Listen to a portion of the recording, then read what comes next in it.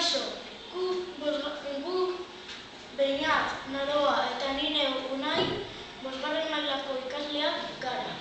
Eta Lur eta Unibertsoa erakutsiko dizuegu. Lurra geruza. Hidrosfera, geosfera eta atmosfera dira. Geosfera. Lurraren parte harritsua da. Hidrosfera. Lurraren parte likidoa da. Eta atmosfera. Gas guztiak dira. Harrien zikloa. Magmatik hasten da, eta pixkanaka hozten da, eta harri magmatikoa sortzen dira. Gero, ura eta haizearen bidez jakinak sortzen dira. Denboraren bidez, jakinak zaplastatzen da, eta harri sedimentarioa sortzen da. Gero, presio eta temperaturaren bidez, harri metamorfikoa sortzen dira, eta gero magmaren fusioarekin berriro magma sortzen da. Harriak. Harri metamorfikoak daude, sedimentarioak eta magmatikoak. Harri metamorfikoa marmola da. Harri sedimentarioa kareharria da, eta magmatikoa granitoa. Lurrazaren kanpoaldeak higadura, garaioa eta sedimentazioa dira.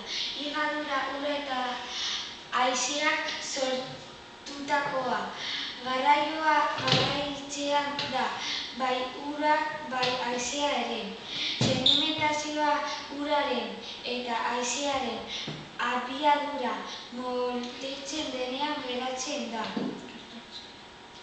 Higadura eragileak ura, izotza eta haizea dituzte. Barneko energia sumendia eta lurrikarra dituzte.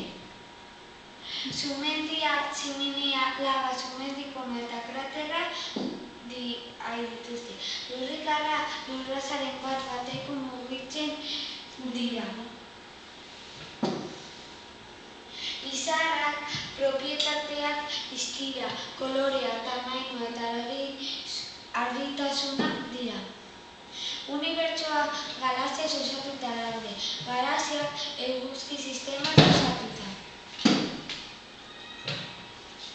Galaxiak. Forma asko daukate.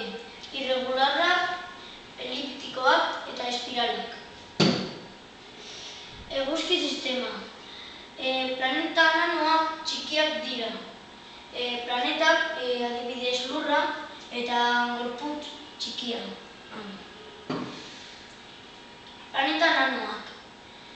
Planeta nanoak eguzkiaren inguruan biraka ari diren esfera formakoa gorputzak ere badira.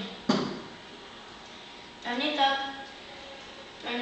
Barneko planetak, adibidez kanpoko planetak, adibidez gorputz txikiak, asteroideak edo kometak dira. Konstelazioak. Ontziaren eskualde batean elkarrengandik gertu ikusten diren izarren multzoa da. Eta hau izan da gure hitzaldia. Agur!